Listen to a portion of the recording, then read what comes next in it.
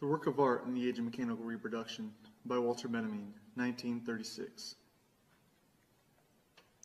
Our fine arts were developed, their types and uses were established in times very different from the present, by men whose power of action upon things was insignificant in comparison with ours.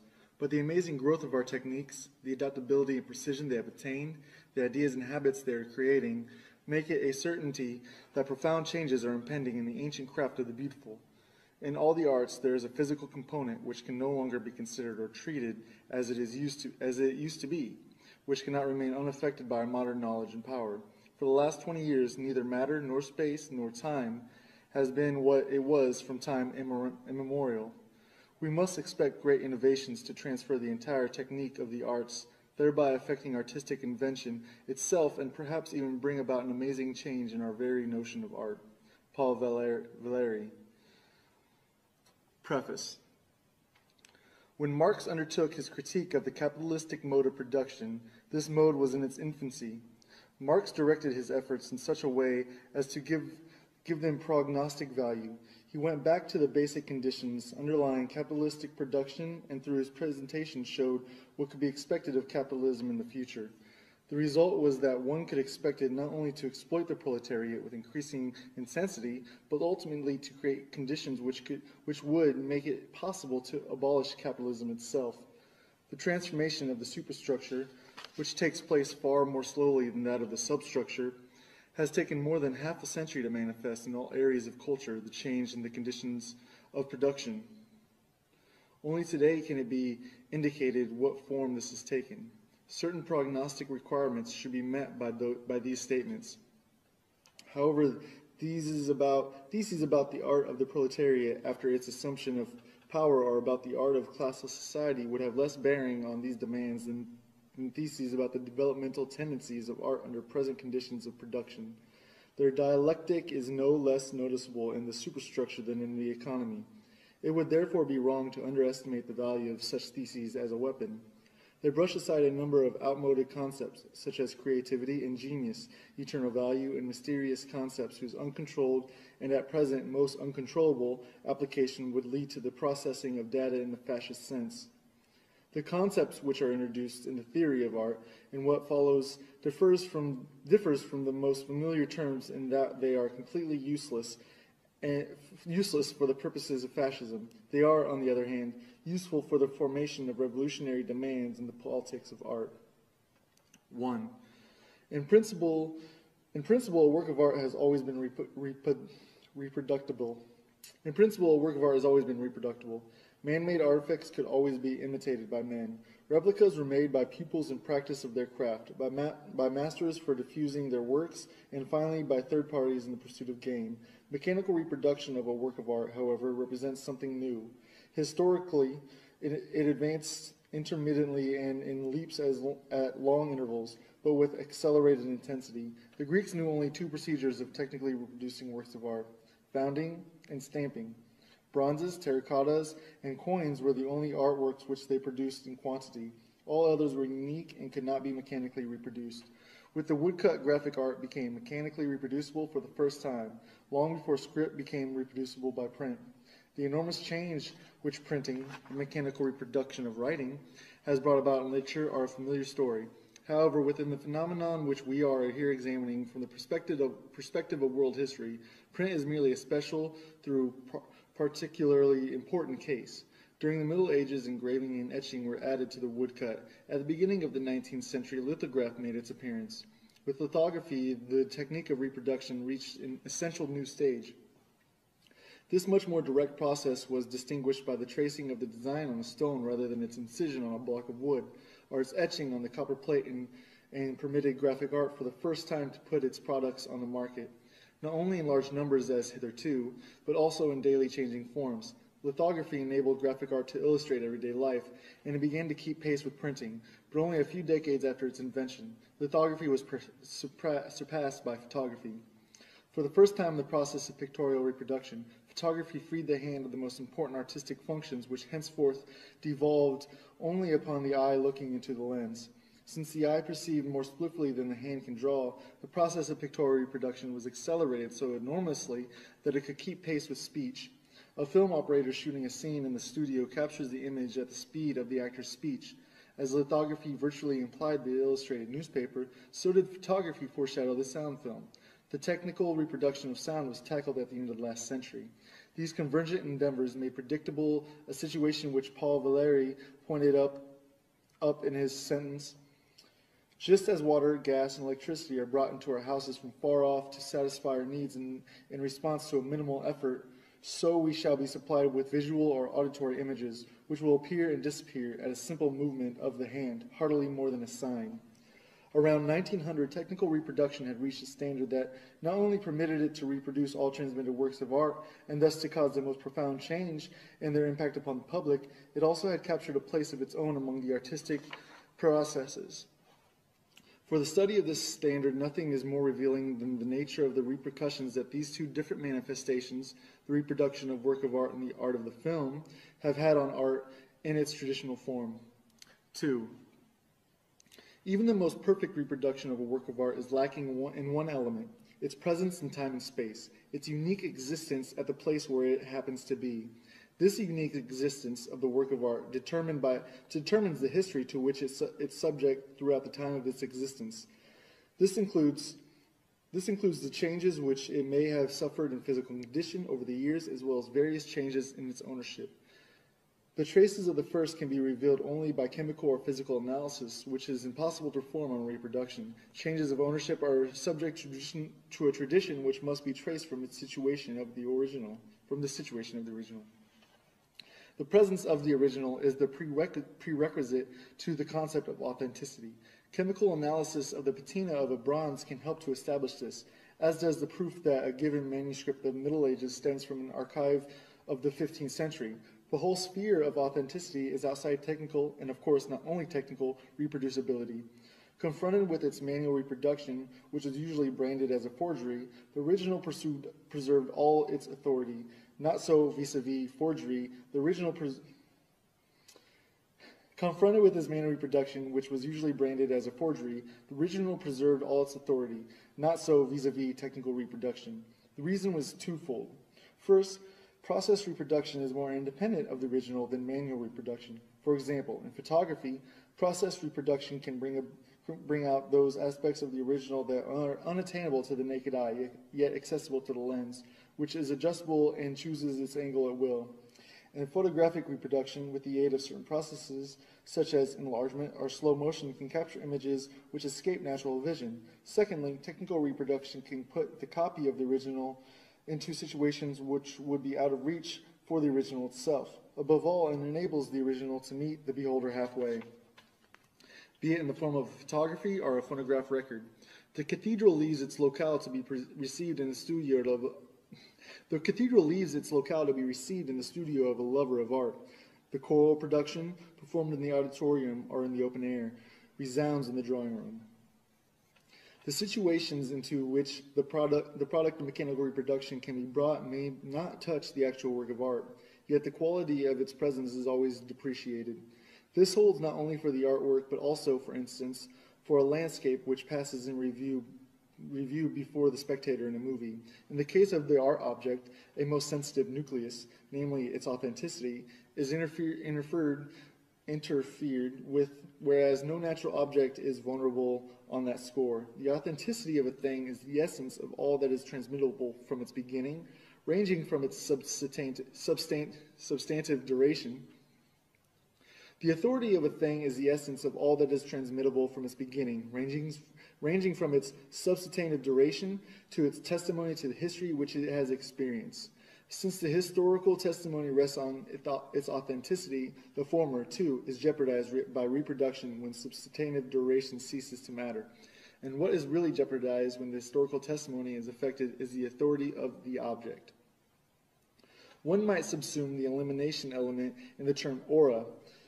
One might subsume the eliminated element in the term aura and go on to say that which withers in the age of mechanical reproduction is the aura of the work of art. This is the symptomatic process whose significance points beyond the realm of art. One might generalize by saying The technique of reproduction detaches a reproduced object from the domain of tradition. By making many reproductions, it substitutes a plurality of copies for a unique existence, and in permitting the reproduction to meet the beholder or listener in his own particular situation, it reactivates the object reproduced. These two processes lead to a tremendous shattering of tradition, which is the obverse of the contemporary crisis and renewal of mankind. Both processes are intimately connected with the contemporary mass movements. Their most powerful agent is film. Its social significance, particularly in its most positive form, is inconceivable without its destruction, cathartic aspect, that is, the liquidation of the traditional value of the cultural heritage. This phenomenon is most palpable in the great historical films. It extends to ever new positions. In 1927, Abel Gance exclaimed enthusiastically, "Shakespeare, Rembrandt, Beethoven will make films, all legends, all mythologies, and all myths. All founders of religion and the very religions await their exposed resurrection, and the heroes crowd each other at the gate." Presumably, without intending it, he issued an invitation to a far-reaching liquidation.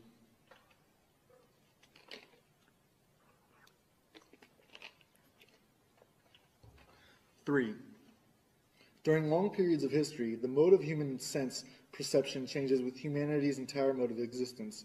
The manner in which human sense perception is organized, the medium in which it is accomplished, is determined not by the nature but by historical circumstances as well. The 5th century, with its great shifts of population, saw the birth of the late Roman art industry and the Vienna Genesis, and there developed not only an art different from that of antiquity, but also a new kind of perception. The scholars of the Viennese schools, Regel and Wyckoff, who resisted the weight of classical tradition under which these latter art forms had been buried, were the first to draw conclusions from them concerning the organization of perception at the time. However far-reaching their insight, these scholars limited themselves to showing the significant formal hallmark which characterized perception in the late Roman times. They did not attempt and, perhaps, saw no way to show the social transformations expressed by these changes of perception. The condition of an analogous insight are more favorable in the present. If changes in the medium of contemporary perception can be comprehended as decay of the aura, it is possible to show its social causes. The concept of aura, which has proposed above the reference to historical objects, may usefully be illustrated with reference to the aura of natural ones. We define the aura of the latter as a unique phenomenon of a distance, however close it may be. If, while resting on a summer afternoon, you follow with your eyes a mountain range on the horizon, or a branch which casts its shadow over you, you experience the aura of those mountains, of that branch. This image makes it easy to comprehend the social basis of the contemporary decay of the aura.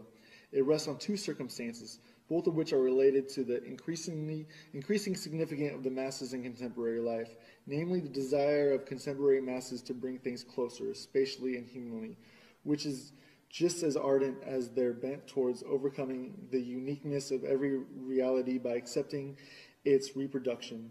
Every day the urge grows stronger to get a hold of an object at very close range by way of its likeness, its reproduction. Unmistakably, reproduction as offered by picture magazines and newsreels differs from the image seen by the unarmed eye.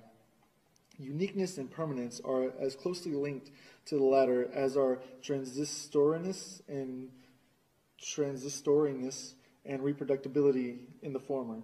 To pry an object from its shell, to destroy its aura, is the mark of a perception whose sense of the universal equality of things has increased to such a degree that it extracts it even from a unique object by means of reproduction. Thus is manifested in the field of perception what in the theoretical sphere is noticeable in the increasing importance of statistics. The adjustment of reality to the masses and of the masses to reality is a process of unlimited scope as much as thinking as for perception. 4. The uniqueness of a work of art is inseparable from its being embedded in the fabric of tradition. This tradition itself is thoroughly alive and extremely changeable.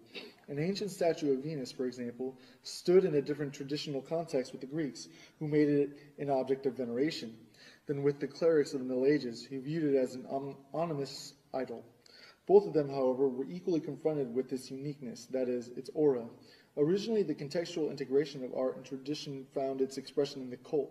We know that the earliest artworks originated in the service of the ritual. First the magical, then the religious kind. It is significant that the existence of the work of art with reference to its aura is never entirely separate from its ritual function. In other words, the unique value of the authentic work of art has its basis in ritual, the location of its original use value. This ritualistic basis, however remote, is still recognizable as secularized ritual even in the most profane forms of the cult of beauty. The secular cult of beauty, developed during the Renaissance and prevailing for 3 centuries, clearly showed that ritualistic basis in its decline and the first deep crisis which befell it. With the advent of the first truly revolutionary means of reproduction, photography, simultaneously with the rise of socialism, art sensed the approaching crisis which has become evident a century later. At the time, art reacted with the doctrine of art for art's sake, that is, with the theology of art. This gave rise to what might be called the negative theology in the form of the idea of pure art, which not only denied any social function of art, but also any categorizing by subject matter. In poetry, Mallarmé was the first to take this position. An analysis of art in the age of mechanical reproduction must do justice to these relationships, for they lead us to the all-important insight. For the first time in world history, mechanical reproduction emancipates the work of art from its parasitical dependence on ritual. To an ever greater degree, the work of art reproduced becomes a work of art designed for reproducibility. From a photographic negative, for example, one can make any number of prints. To ask for the authentic print makes no sense, but the instant the criterion of authenticity ceases to be applicable to the artistic production, the total function of the art is reversed. Instead of being based on ritual, it begins to be based on another practice, politics. 5. Works of art are received and valued on different planes. 2 polar types stand out, the one with accent on its cult value and the other on the exhibition value of the work. Artistic production begins with ceremonial objects destined to serve in a cult. One may assume that what mattered was their existence, not their being on view. The elk portrayed by the man of the Stone Age on the wall of his cave was an instrument of magic. He did expose it to his fellow man, but in the main it was meant for the spirits. Today the cult value would seem to demand that the work of art remain hidden. Certain statues of gods are accessible only to the priests in the cella. Certain Madonnas remain covered nearly all year round. Certain sculptures on medieval cathedrals are invisible to the spectator on ground level. With the emancipation of the various art practices from ritual go increasing opportunities for the exhibition of their products. It is easier to exhibit a portrait bust that can be sent here and there than to exhibit the statue of a divinity that has its fixed place in the interior of a temple. The same holds for the painting as against the mosaic or fresco that preceded it. And even though the public presentability of a mass originality may have been just as great as that of a symphony, the later originated at the moment when its public presentability promised to surpass that of the mass. With the different methods of technical reproduction of a work of art, its fitness for exhibition increased to such an extent that the quantitative shift between the 2 poles turned into a qualitative transformation of its nature. This is comparable to the situation of the work of art in prehistoric times when, by the absolute emphasis on its cult value, it was, first and foremost, an instrument of magic. Only later did it come to be recognized as a work of art. In the same way today, by the absolute emphasis on its exhibition value to the work of art becomes creation with entirely new functions, among which the one we are conscious of, the artistic function, later may be recognized as incidental. This much is certain. Today, photography and film are the most serviceable exemplifications of this new function. 6. In photography, exhibition value begins to displace cult value all along the line. The cult value does not give way without resistance. It retires into the ultimate retrenchment, the human countenance. It is no accident that the portrait was the focal point of early photography. The cult of remembrance of loved ones, absent or dead, offers a last refuge for the cult value of the picture. For the last time, an aura emanates from the early photographs into the fleeting expressions of a human face. This is what constitutes their melancholy, incomparable beauty. But as man withdraws from the photographic image, the exhibition value for the first time shows its superiority to the ritual value. To have pinpointed this new stage constitutes the incomparable significance of Atget, who around 1900 took photographs of deserted Paris streets. It has quite justly been said of him that he photographed them like scenes of crime. The scene of a crime, too, is deserted. It is photographed for the purpose of establishing evidence. With Atget, photographs became standard evidence for historical occurrences and acquired a hidden political significance. They demand a specific kind of approach. Free-floating contemplation is not appropriated to them. They stir the viewer. He feels challenged by them in a new way. At the same time, picture magazines begin to put up signposts for him. Right ones or wrong ones, no matter. For the first time, captions have become obligatory, and it is clear that they have an altogether different character than the title of a painting. The directives which the caption give to those looking at pictures in illustrated magazines soon became even more explicit and more imperative in the film, where the meaning of each single picture appears to be prescribed by the sequence of all preceding ones. 7. The 19th century dispute as to the artistic value of painting versus photography today seems devious and confused. This does not diminish its importance. However, if anything, it underlines it. The dispute was in fact the symptom of a historical transformation, the universal impact of which was not realized by either of the rivals. When the age of mechanical reproduction separated art from its basis in cult, the semblance of its autonomy disappeared forever. The resulting change in the function of art transcended the perspective of the century. For a long time, it even escaped that of the 20th century, which experienced the development of the film.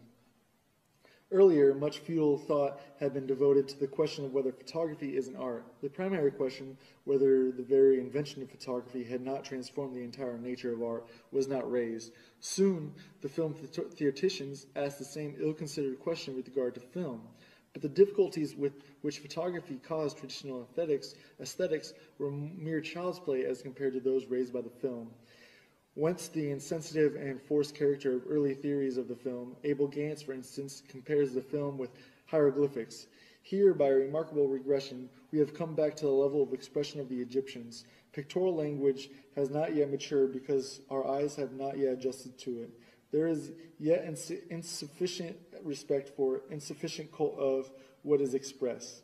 Or, in the words of Sven Mars, what art has been granted to a dream more poetical and more real at the same time. Approached in this fashion, the film might represent an incomparable means of expression. Only the most high-minded persons in the most perfect and mysterious moments of their lives should be allowed to enter its ambience. Alexander Arnault concludes his fantasy about the silent film with the question, do not all the bold descriptions we have given amount to the definition of prayer? It is instructive to note how their desire to class the film among the arts forces these theoreticians to read ritual elements into it with a striking lack of discretion. Yet when these speculations were published, films like L'Opinion Publique and The Gold Rush have already appeared. This, however, did not keep Abel Gance from adducing hieroglyphics for purposes of comparison, nor Severin Mars from speaking of the film as one might speak of paintings by Fra Angelico. Characteristically, even today, ultra-reactionary authors give the film a similar contextual significance, if not an outright sacred one, then at least a supernatural one. Commenting on Marx Reinhold's film version of A Midnight Summer's Dream, Warfel states that undoubtedly it was the sterile copying of the exterior world with its streets, interiors, railroad stations, restaurants, motor cars, and beaches, which until now had obstructed the elevation of the film to the realm of art. The film has not yet realized its true meaning, its real possibilities. These consist in the unique faculty to express by natural means, and with incomparable persuasiveness, all that is fairy-like, marvelous, supernatural.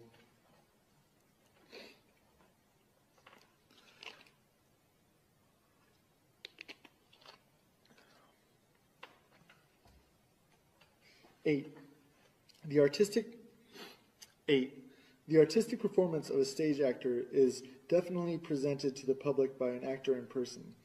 That of the screen actor, however, is presented by a camera, with a twofold consequence. The camera that presents the performance of the film actor to the public need not respect the performance as an integral whole. Guided by the cameraman, the camera continually changes its position with respect to the performance. The sequence of positional views which the editor composes from the materials supplied him constitutes the complete film. It compromises certain factors of movement which are in reality those of the camera, not to mention special camera angles, close-ups, etc. Hence, the performance of the actor is subjected to a series of optical tests. This is the first consequence of the fact that the actor's performance is presented by the means of a camera. Also, the film actor lacks the opportunity of the stage actor to adjust to the audience during his performance, since he does not present his performance to the audience in person. This permits the audience to take the position of a critic without experiencing any personal contact with the actor. The audience's identification with the actor is really an identification with the camera. Consequently, the audience takes the position of the camera. Its approach is that of testing. This is not the approach to which cult values may be exposed. 9. For the film, what matters primarily is that the actor represents himself to the public before the camera, rather than representing someone else. One of the first to sense the actor's metamorphosis by this form of testing was Pirandello. Though his remarks on the subject in his novel Ceguera were limited to the negative aspects of the question and to the silent film only, this hardly impairs their validity. For in this respect, the sound film did not change anything essential. What matters is that the part is acted not for audience, but for the mechanical contrivance. In the case of the sound film, for two of them, the film actor, wrote Pirandello, feels as if in exile, exiled not only from the stage, but also from himself. With a vague sense of discomfort, he feels inexplicable emptiness. His body loses its corporeality. It evaporates. It is deprived of reality, life, voice, and the noises caused by his moving about in order to be changed into a mute image, flickering an instant on the screen, then vanishing into silence. The projector will play with its shadow before the public, and he himself must be content to play before the camera. This situation might also be characterized as follows. For the first time, and this is the effect of the film, man has to operate with his whole living person, yet foregoing its aura. For aura is tied to his presence. There can be no replica of it. The aura which, on the stage, emanates from Macbeth cannot be separated from the spectator of that of the actor. However, the singularity of the shot in the studio is that the camera is substitute for the public. Consequently, the aura that envelops the actor vanishes, and with it the aura of the figure he portrays. It is not surprising that it should be dramatists such as Pirandello, who, characterizing the film, inadvertently touches on the very crisis in which we see in theater. Any thorough study proves that there is indeed no greater contrast than that of the stage play to a work of art that is completely subject or, like the film, founded in mechanical reproduction. Experts have long recognized that in the film, the greatest effects are almost always obtained by acting as little as possible. In 1932, Rudolf Arnheim saw the latest trend in treating the actor as a stage prop chosen for its characteristic and inserted as at the proper place. With this idea, something else is closely connected. The stage actor identifies himself with the character of his role. The film actor very often is denied this opportunity. His creation is by no means all of a piece. It is composed of many separate performances. Besides certain fortuitous considerations such as cost of studio availability of fellow players, decor, etc., there are elementary necessities of equipment that split the actor's work into a series of manageable episodes.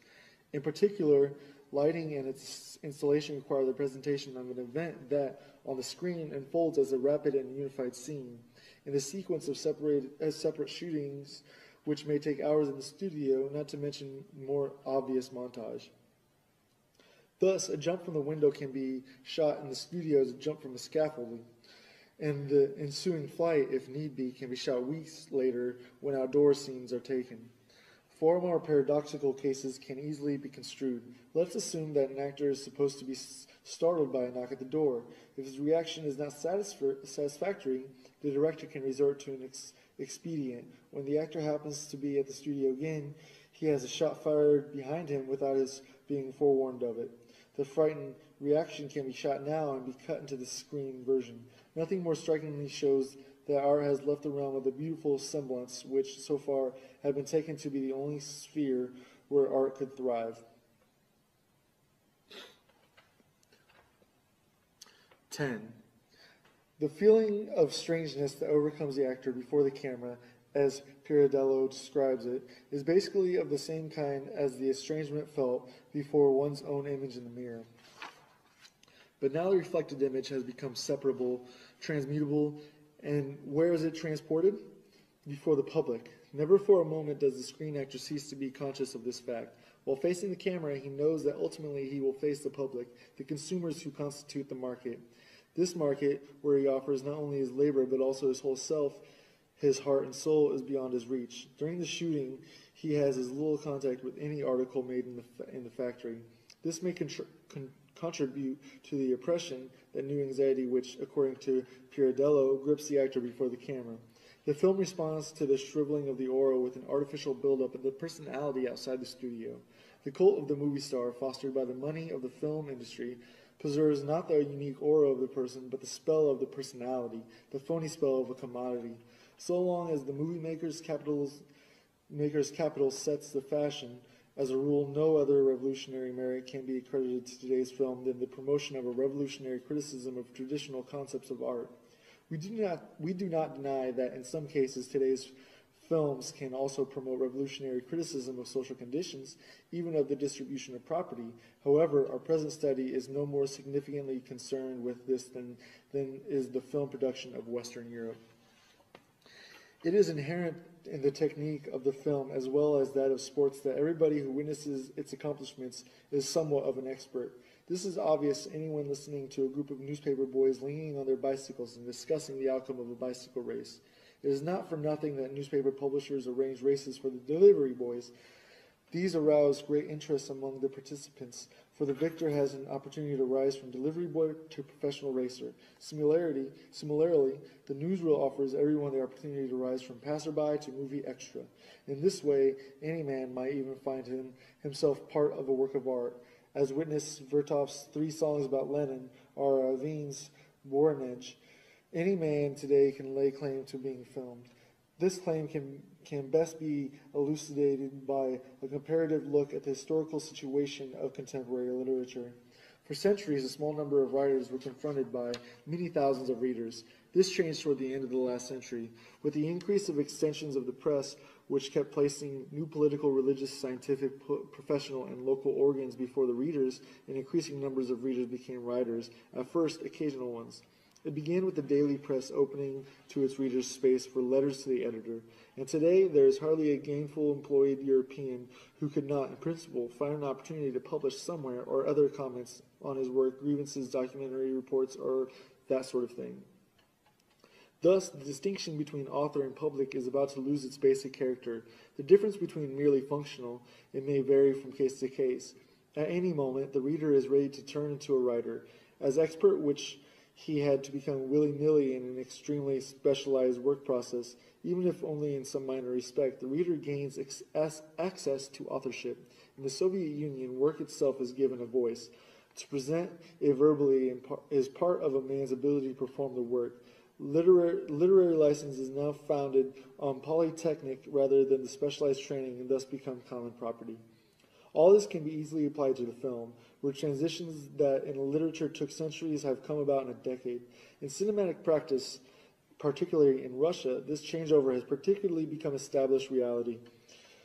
Partially become established reality. Some of the players whom we meet in Russia films are not actors in our sense, but people who portray themselves, and primarily in their own work process.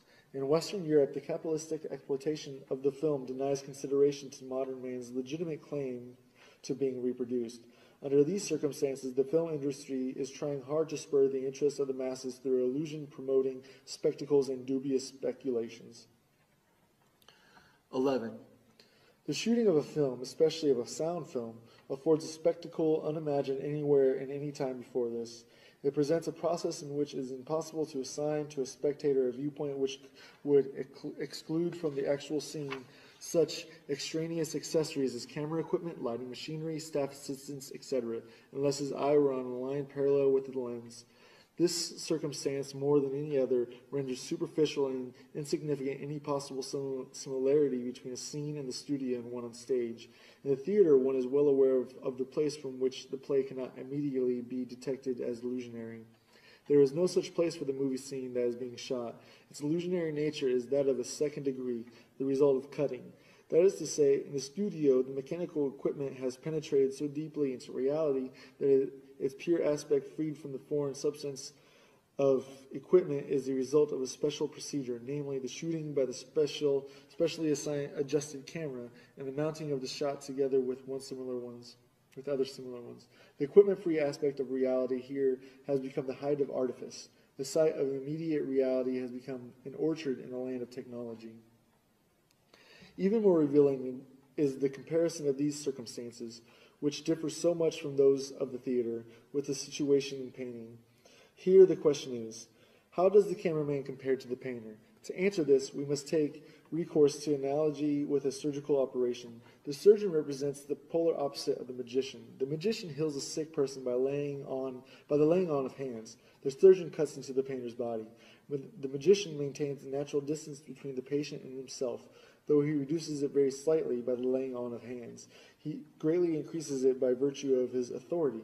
The surgeon does exactly the reverse. He greatly diminishes the distance between himself and the patient by penetrating into the patient's body and increases it but little by the caution with which his hand moves among the organs. In short, in contrast to the magician, who is still hidden in the medical practitioner, the surgeon, at the decisive moment, abstains from facing the patient man to man. Rather, it is through the operation that he penetrates into him. Magician and surgeon compare to painter and cameraman. The painter maintains in his work a natural distance from reality. The cameraman penetrates deeply into its web. There is tremendous difference between the pictures they obtain. That of the painter is a total one. That of the cameraman consists of multiple fragments which are assembled under a new law. Thus, for contemporary man, the representation of reality by the film is incomparably more significant than that of the painter, since it offers, precisely because of the thoroughgoing permeation of reality with mechanical equipment, an aspect of reality which is free of all equipment, and that is what one is entitled to ask from a work of art. 12. Mechanical reproduction of art changes the reaction of the masses towards art. The reactionary attitude towards a Picasso painting changes into the progressive reaction towards a Chaplin movie. The progressive reaction is characterized by the direct, immediate fusion of visual and emotional enjoyment with the orientation of the expert. Such fusion is of great social significance. The greater the decrease in the social significance of an art form, the sharper the distinction between criticism and enjoyment by the public. The conventional is uncritically enjoyed, and the truly new is criticized with aversion. With regard to the screen, the critical and the receptive attitudes of the public coincide. The decisive reason for this is that individual reactions are predetermined by the mass audience response they are about to produce, and this is nowhere more profound than in the film. The moment these responses become manifest, they control each other. Again, the comparison with painting is fruitful. A painting has always had an excellent chance to be viewed by one person or by a few. This simultaneous contemplation of paintings by a large public, such as developed in the 19th century, is an early symptom of the crisis of painting, a crisis which was by no means occasioned by exclusively by photography, but rather in a relatively independent manner by the appeal of artworks to the masses. Painting simply is in no position to present an object for simultaneous collective experience, as it was possible for architecture at all times, for the epic poem in the past, and for the movie today. Although this circumstance in itself should not lead one to conclusions about the social role of painting, it does constitute a serious threat as soon as painting, under special conditions and, as it were, against its nature, is confronted directly by the masses. In the churches and monasteries of the Middle Ages and at the princely courts up to the end of the 18th century, a collective reception of painting did not occur simultaneously, but by graduated and hierarchized mediation. The change that has come about is an expression of the particular conflict in which painting was implicated by the mechanical reproducibility of painting. Although paintings began to be publicly exhibited in galleries and salons, there was no way for the masses to organize and control themselves in their reception. Thus, the same public which responds in a progressive manner towards a grotesque film is bound to respond in a reactionary manner to the surreal. 13. The characteristic of the film lie not only in the manner in which man presents himself to mechanical equipment, but also in the manner in which, by means of his apparatus, man can represent his environment. A glance at occupational psychology illustrates the testing capacity of the equipment. Psychoanalysis illustrates it in a different perspective. The film has enriched our film of perception with methods which can be illustrated by those of Freudian theory. 50 years ago, a slip of the tongue passed more or less unnoticed. Only exceptionally may such a slip have revealed dimensions of depth in a conversation which had seemed to be taking its course on the surface. Since the psychopathology of everyday life, things have changed. This book isolated and made analyzable things which had heretofore floated along unnoticed in the broad stream of perception. For the entire spectrum of optical and now also acoustical perception, the film has brought about a singular deepening of a apperception. It is only an obverse of this fact that behavior items shown in a movie can be analyzed much more precisely and from more points of view than those presented on paintings or on the stage. As compared with painting, film behavior lends itself more readily to analysis because of its incomparably more precise statement of the situation. In comparison with the stage scene, the film behavior item lends itself more readily to analysis because it can be isolated more easily.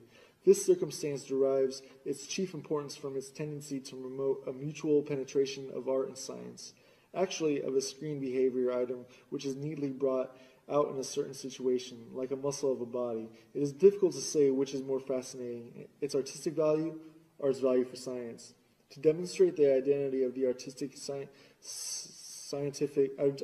scientific uses of photography, which heretofore usually were separated, will be one of the revolutionary functions of the film. By close-ups of the things around us, by focusing on hidden details of familiar objects, by exploring commonplace milieus under the ingenious guidance of the camera, the film, on the one hand, extends our comprehension of the necessity which rule our lives. On the other hand, it manages to assure us of an immense and unexpected field of action. Our taverns and our metropolitan streets, our offices and furnished rooms, our railroad stations and our factories appear to have us locked up hopelessly. Then came the film and burst this prison world asunder by the dynamite of the tenth of a second, so that now, in the midst of its far-flung ruins and debris, we calmly and adventurously go traveling. With the close-up, space expands. With slow motion, movement is extended. The enlargement of a snapshot does not simply render more precise what in any case was visible, though unclear. It reveals entirely new structural formations of the subject. So, too, slow motion not only presents familiarity qualities of movement, but reveals in them entirely unknown ones, which, far from looking like retarded rapid movements, given the effects of singularity gliding, floating, supernatural motions. Evidently, a different nature opens itself to the camera that opens to the naked eye, if only because an unconsciously penetrated space is substituted for a space consciously explored by man. Even if one has a general knowledge of the way people walk, one knows nothing of a person's posture during the fractional second of a stride. The act of reaching for a lighter or a spoon is familiar routine, yet we hardly know what really goes on between hand and metal, not to mention how this fluctuates with our mood. Here the camera intervenes with the resources of its lowering and liftings, its interpretations and isolations, its extensions and accelerations, its enlargements and reductions. The camera introduces us to unconscious objects as does psychoanalysts to unconscious impulses. 14. One of the foremost tasks of art has always been the creation of a demand which could be fully satisfied only later. The history of every art form shows critical epochs in which a certain art form aspires to effects which could be fully obtained only with a changed technical standard, that is to say, a new art form. The extravagancies and crudities of art which thus appear, particularly in the so-called decadent epochs, actually arise from the nucleus of its rich historical energies. In recent years, such barbarisms were abundant in Dadaism. It is only now that its impulses become discernible. Dadaism attempted to create by pictorial and literary means the effects which the public today seeks in the film. Every fundamentally new, pioneering creation of demand will carry beyond its goal. Dadaism did so to the extent that it sacrificed the market value which are so characteristic of the film in favor of higher ambitions, though of course it was not conscious of such intentions as here described.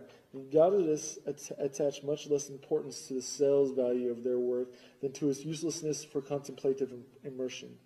The studied degradation of their material was not the least of their means to achieve this uselessness.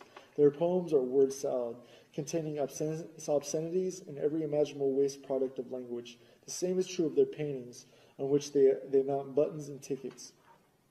What they intended and achieved was a relentless destruction of the aura of their creations, which they branded as reproductions with the very means of production. Before a painting of Arps or a poem by August Stram, it is impossible to take time for contemplation and evaluation as one would before a canvas of Darien or a poem by Rilke. In the decline of middle-class society, contemplation became a school for asocial behavior. It was countered by distraction as a variant of social conduct.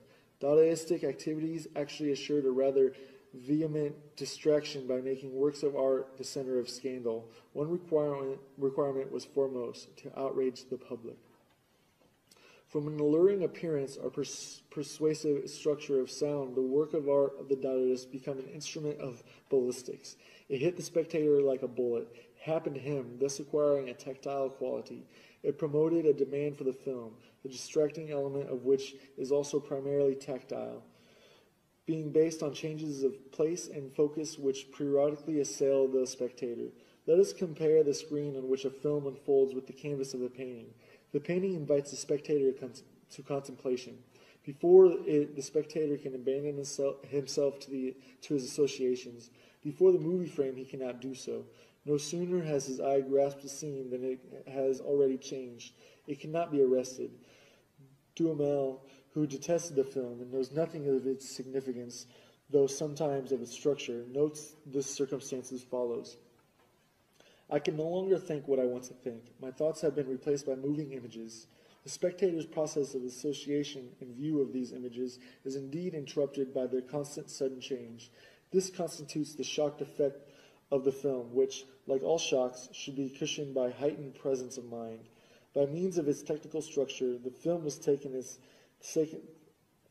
physical shock effect out of the wrappers in which Dadaism had, as it were, kept it inside the moral shock effect.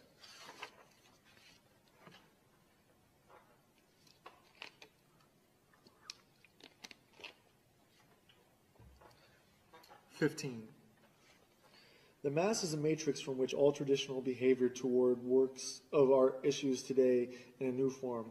Quantity has been transmuted into quality. The greatly increased mass of participants has produced a change in the mode of participation. The fact that the new mode of participation first appeared in a disputable form must not confuse the spectator, yet some people have launched spirited attacks against precisely this superficial aspect. Among these, Duhamel has expressed himself in the most radical manner. What he objects to most is the kind of participation which the movie elicits from the masses. Duhamel calls the movie a pastime for helots, a diversion for the uneducated, wretched, worn-out creatures who are consumed by their worries, a spectacle which requires no concentration and proposes no intelligence, which kindles no light in the heart and awakens no hope other than the ridiculous one of someday becoming a star in Los Angeles. Clearly, this is at bottom the same ancient lament that the masses seek distraction, whereas art demands concentration from the spectator. That is a commonplace. The question remains whether it provides a platform for the analysis of the film. A closer look is needed here. Distraction and concentration form polar opposites, which may be stated as follows. A man who concentrates before a work of art is absorbed by it. He enters into this work of art the way legend tells of the Chinese painter when he reviewed his finished painting. In contrast, the distracted mass absorbs the work of art. This is most obvious in regard to buildings. Architecture has always represented the prototype of a work of art, the reception of which is consummated by a collectivity in a state of distraction. The laws of its reception are most instructive. Buildings have been man's companions since primeval times. Many art forms have developed in Paris. Tragedy begins with the Greeks, is extinguished with them, and after centuries, its rules are revived. The epic poem, which had its origin in the youth of nations, expires in Europe at the end of the Renaissance. Panel painting is a creation of the Middle Ages, and nothing guarantees its uninterrupted existence. But the human need for shelter is lasting. Architecture has never been idle. Its history is more ancient than that of any other art, and its claim to be a living force has significance in every aspect to comprehend the relationship of the masses to art. Buildings are appropriated in a twofold manner, by use and by perception, or rather by touch and sight. Such appropriation cannot be understood in terms of the intensive concentration of a tourist before a famous building. On the tactile side, there is no counterpart to contemplation on the optical side. Tactile appropriation is accomplished not so by attention as by habit. As regards architecture, habit determines to a large extent even optical reception. The latter, too, occurs much less through ramped attention than by noticing the object in incidental fashion. This mode of appropriation, developed with reference to architecture in certain circumstances, acquires canonical value. For the tasks which face the human apparatus of perception at the turning points of history cannot be solved by optical means, that is, by contemplation alone. They are mastered gradually by habit, under the guidance of the tactile appropriation. The distracted person, too, can form habits. More, the ability to master certain tasks in a state of distraction proves that their solution has become a matter of habit. Distraction as provided by art presents a covert control of the extent to which new tasks have become soluble by appreciation. Since, moreover, individuals are tempted to avoid such tasks, art will tackle the most difficult and most important ones where it is able to mobilize the masses. Today it does so in the film. Reception in a state of distraction, which is increasing noticeably in all fields of art, and is symptomatic of profound changes in apperception, finds in the film its true means of exercise. The film, with its shock effect, meets this mode of reception halfway. The film makes the cult value recede into the background, not only by putting the public in the position of the critic, but also by the fact that at the movies, this position requires no attention. The public is an examiner, but an absent-minded one.